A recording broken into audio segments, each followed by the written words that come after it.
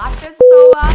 Todo mundo bem? Como é que vocês estão? Eu tô descabelada, para não perder o costume. Mas hoje nós vamos dar continuidade na nossa aula sobre o barroco. Isso mesmo. Vocês sabem que eu adoro dar aula de literatura, que eu me divirto muito mais dando aula de literatura do que dando aula de qualquer outra coisa. Então, bora continuar a nossa aula linda e maravilhosa sobre o barroco.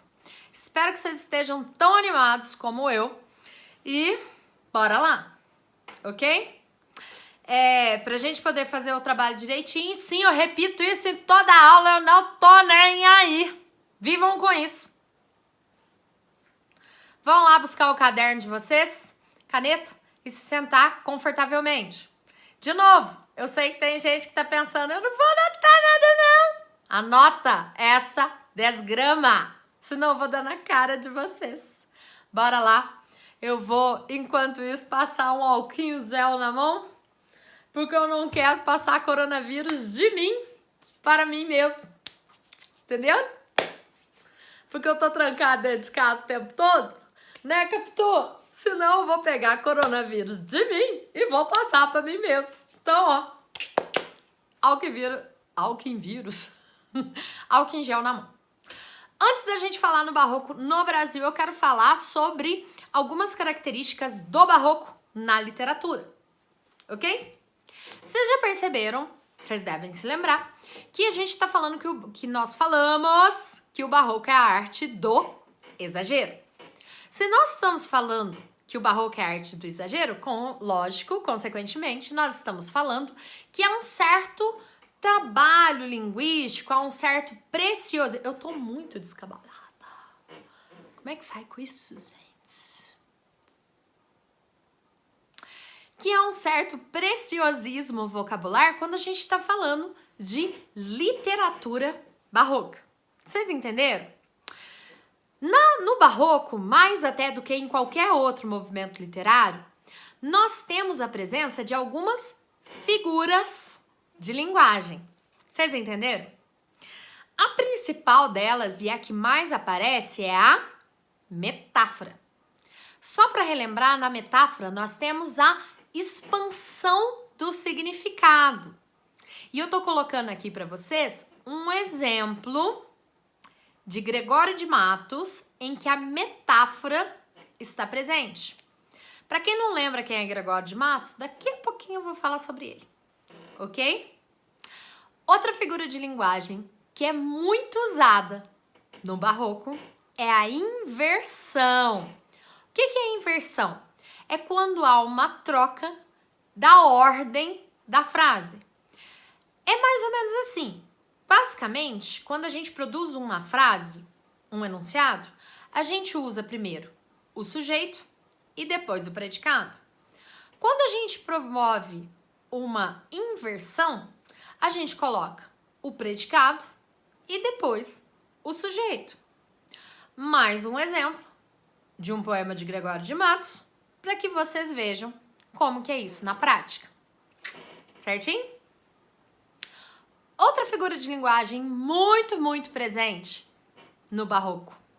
E eu não tô falando só de barroco brasileiro não, tá? Tô falando de barroco europeu também. Tô pegando exemplos de barroco brasileiro, que é muito mais fácil para vocês, tá? Outro exemplo. Outra figura de linguagem que aparece no barroco é a antítese. Para quem não lembra, a antítese é quando a gente tem a oposição direta de ideias. Quando eu vou falar de antítese, eu gosto sempre de imaginar dois carros batendo diretamente de frente. Dois carros batendo diretamente em frente, de frente. Igual esses carros estão fazendo aqui, ó. Então, a antítese é tipo crente frio, alto baixo, gordo magro. Ó, mais um exemplo aqui do Gregório de Matos. Vocês não têm noção tanto que eu procurei essa desgraça pra pôr aqui pra vocês. Se fosse vocês, eu me amava, tá? Idolatrava, Thaís.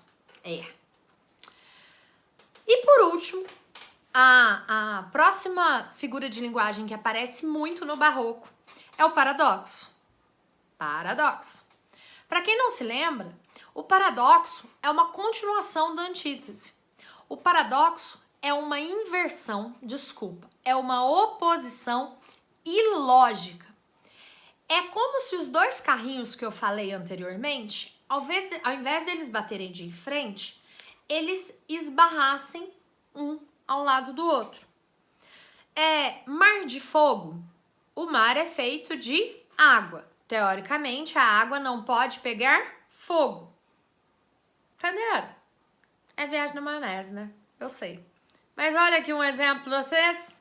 Ai, que gracinha. Meu nariz não para de coçar. É só por causa dessa desgraça do corona que não pode pôr a mão no nariz. O meu nariz tá possuído pelo ritmo ragatanga. Bom, tendo em vista essas figuras de linguagem, agora a gente pode falar essencialmente sobre o barroco no Brasil.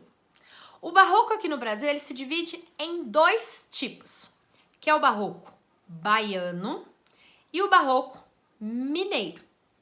O barroco baiano é o barroco literário propriamente dito, é onde a gente tem a produção de literatura. O barroco mineiro, a gente não tem produção de literatura, ele é um pouco mais tardio, mas é onde se destaca a arquitetura, a escultura e a música. Ai, Thaís, é lá que aparece o Aleijadinho? Sim, ok? Primeiro a gente vai falar sobre o barroco baiano. Barroco baiano, ele se divide em poesia e prosa. Logicamente que o grande representante do barroco baiano na poesia é o nosso querido Gregório de Matos, conhecidíssimo como Boca do Inferno. Que apelido, hein? Que desgraça, né? Ele tinha esse nome não porque ele tinha mau hálito, não, viu, gente? É porque ele caçava briga com todo mundo mesmo. Ele era brigão. Não é brigão tipo, ele vou dar na cara de todo mundo, era brigão tipo denunciar a hipocrisia da sociedade. Gregório de Matos, apesar de nascido na Bahia, ele foi criado em Portugal. Então ele pegou boa parte da Contra-Reforma Protestante em Portugal. Quando ele voltou para a Bahia, ele ficou muito assustado com a hipocrisia do povo baiano. Então, tipo assim, ele chegou lá e falou assim, meu Deus, esse povo vive ainda numa situação que em Portugal a gente já não vive mais. Então eles vão à missa no domingo, mas não ajudam os pobres. Então eles falam mal dos outros, mas traem as esposas. Vocês estão entendendo? Ele começou a denunciar toda a hipocrisia da comunidade baiana. E por causa disso, ele chegou a arrumar alguns problemas, alguns bons problemas. Tanto que ele foi exilado. No exílio, ele contraiu uma febre, conseguiu voltar para o Brasil, mas morreu pouco tempo depois. Quanto à sua obra, destacam-se a poesia lírica e a poesia satírica. Na poesia lírica, a gente precisa falar de algumas subdivisões.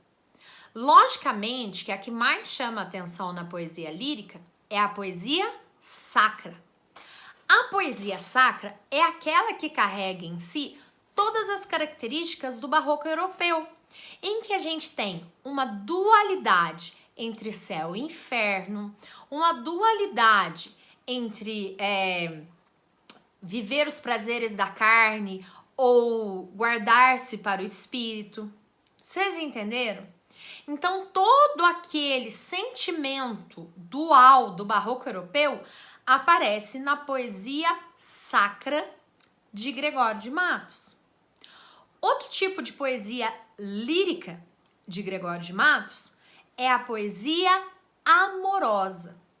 Essa poesia amorosa se divide mais ou menos entre uma poesia mais sensual e uma poesia mais pura, por assim dizer. Ele escrevia sobre todas as mulheres que ele se envolvia. Mulheres casadas, cortesãs, todo mundo que ele se envolvia. Algumas ele falava de forma sensual e algumas ele falava de forma mais puritana, sobre o espírito dessas mulheres. Tô deixando um exemplo aqui para vocês verem. Essa daqui, ó, tá descrevendo a beleza espiritual dela. Vocês estão vendo? Nessa outra aqui agora, ó, tá falando dela enquanto um objeto carnal. Tá dando pra ver a diferença nisso? O grande trunfo do Gregório de Matos, ou melhor, o grande destaque da obra do Gregório de Matos, sem dúvida, é a poesia satírica. É pela poesia satírica que ele é conhecido e foi por ela que ele arrumou as maiores tretas da vida dele. Na poesia satírica, usando-se da metáfora, usando-se do paradoxo, da antítese, da inversão, ele denunciou toda a hipocrisia da sociedade baiana. E eu gostaria de fazer um alerta. Ele não era santo, tá? Não se esqueça que ele se envolvia com mulher casada, ok? Ele denunciava, mas ele também tinha esse tipo de comportamento, certinho? Olha que exemplo ótimo aqui, ó. O livro que ele lançou, aliás, é esse aqui, ó. Tá bom? A segunda manifestação barroca na literatura que a gente tem é a manifestação em prosa. Sem dúvida, eu acho que ela é explosiva, por assim dizer. O grande autor da manifestação em prosa é esse cara aqui, que é o Padre Antônio Vieira. Esse cara era duro na queda. Vou falar. Padre Antônio Vieira, ele se juntou à companhia jesuítica ainda novo e desde novo ele ficou conhecido pela sua capacidade de oratória, pelos sermões que ele produzia. Inclusive, a obra que faz com que o Padre Antônio Vieira faça parte do barroco em prosa são os sermões, que é isso aqui, ó, tá vendo? Que inclusive cai na Unicamp ou na USP, não lembro, tá? Mas é preciso que vocês leiam. E meu nariz não para de coçar. O Padre Antônio Vieira, ele era um cara proativo, tanto é que aos 30 e poucos anos ele já era conselheiro do rei, ele tinha cargos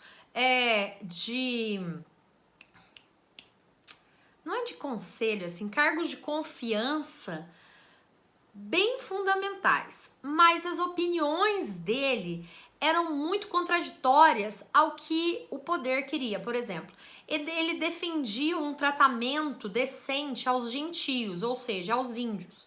Ele não gostava da escravização dos índios. Ele não gostava também como que os colonos recém-convertidos estavam sendo tratados. Não se esqueça que a Inquisição estava rolando à solta lá na Europa e eles tinham duas opções durante a Inquisição. Ou eles morriam ou eles se convertiam à fé católica. Esses que eram convertidos à fé católica, muitos eram mandados ao Novo Mundo, Brasil, para que pudessem povoar esse Novo Mundo. Quando eles chegavam aqui no Brasil, algumas mulheres eram obrigadas a casar com homens mais velhos aqui, ou outros vinham com a família inteira, que eles eram vigiados de forma ferrenha, de forma muito ferrenha. E o Padre Antônio Vieira não gostava da forma como esses colonos eram tratados, né? Esses novos convertidos eram tratados. Tanto é que ele escrevia cartas diárias contra a Inquisição. E os seus sermões eram bombásticos. Há um trechinho do sermão, e eu não vou lembrar qual é. Se eu lembrar, eu coloco aqui do lado, tá? Se tiver aqui um nome, é porque eu lembrei qual é. Em que ele fala que o mau pastor, no caso, o mau padre, né? O mau católico, o mau pregador, é aquele que fala muito sobre a fé, mas pouco pratica a sua fé. E o bom pastor é aquele que fala muito a sua fé e que vive a sua fé. e que a quantidade de ovelhas que esses pastores têm é independente se o pastor é bom ou ruim, mas que a qualidade, tipo assim, a forma como essas ovelhas viverão a sua fé é diretamente ligada à forma como esses pastores vivem a sua fé. Então ele apontava mesmo o dedo, colocava o dedo na ferida, ele falava os problemas dos outros. Vocês entenderam? Ele não era um cara fácil de lidar. De tanto arrumar briga, ele lutou contra os holandeses, a invasão holandesa. De tanto arrumar briga, ele foi mandado para o Vaticano para ficar num exílio lá, tá? Para estudar. Foi preso, né? Mas a participação dele foi fundamental para o fim da Inquisição na Europa. E, como legado, ele deixou os sermões, que são textos belíssimos. São difíceis de ler? São, principalmente porque eles estão em português arcaico. Eu vou ver se eu consigo achar uma edição do português adaptado. Eu já vi isso uma vez, vou ver se eu consigo achar. E depois que ele voltou de Portugal, dessa sua prisão, ele se recolheu num mosteiro e morreu aos 80 e poucos anos, vivendo os seus últimos 15 anos de forma tranquila. Ok? Essa é a participação do Brasil na literatura barroca. Quando a gente vem para Minas Gerais, lembrando que o barroco mineiro ele é mais tardio, e aí nós estamos falando de Vila Rica, que hoje em dia é Ouro Preto, de Mariana, de Diamantina, nós estamos falando de um barroco que não tem manifestação literária, mas que, em contrapartida, é riquíssimo em esculturas, é riquíssimo na arquitetura, tem uma produção musical belíssima, tem pinturas maravilhosas. Olha esse teto aqui, ó. Esse teto que eu tô mostrando pra vocês é da igreja São Francisco de Assis. Ele foi pintado pelo mestre Ataíde. Olha que negócio maravilhoso. Olha isso, gente. Gente, fala sério se não é maravilhoso. Ai, eu mudei a iluminação aqui, tá esquisito, né? Deixa eu ver se eu arrumo. Tá melhor? Mas tá cortando um pedaço da minha cabeça. Tá melhor? Tá, né? Mas é maravilhoso, né? Então, a arquitetura e a pintura barroca, no barroco mineiro, né, em sua manifestação mineira, ela evoluiu muito bem. E uma coisa que chama atenção é que ela segue os preceitos europeus. Eu gostaria que vocês prestassem atenção nessa igreja aqui, a Matriz do Pilar, em Ouro Preto, né, na época chamada de Vila Rica, e prestassem atenção no altar. Observem como é que ele é extremamente carregado, né? Então nós temos aqui um barroco chamado de barroco rococó, em que a gente tem um monte de informaçãozinha. Logicamente que ele é todo recoberto de ouro, porque Ouro Preto Vila Rica, passava pelo auge da mineração, mas é um altar de uma igreja que dá medo. Ele não foi feito para ser um lugar de paz e contemplação, ele foi feito para ser um lugar de dar medo, ok? Eu tô falando muita coisa, né? Mas outro aspecto interessante do barroco mineiro é a música. Esse órgão que vocês estão vendo aqui, ó, ele tá na matriz da Sé de Mariana. Ele é o único na América, só tem 2 em funcionamento no mundo, se não me engano. Ele é um órgão alemão e ele ele chegou a Minas Gerais durante o auge do barroco. Eu vou tentar colocar aqui, ó, um trechinho do vídeo, vamos ver se vai falar.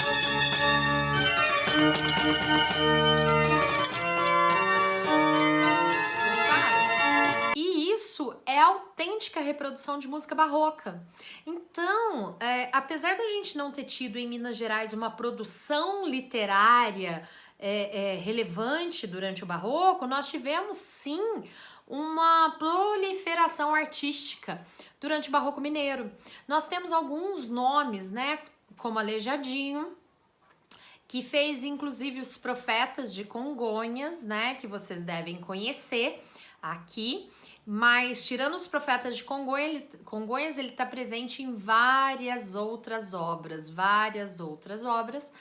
temos Mestre Ataíde, da Igreja de São Francisco de Assis. Inclusive, a fachada de São Francisco de Assis é toda feita em pedra-sabão. Olha que coisa linda, gente. A missa da minha formatura foi aí. Eu adoro essa igreja.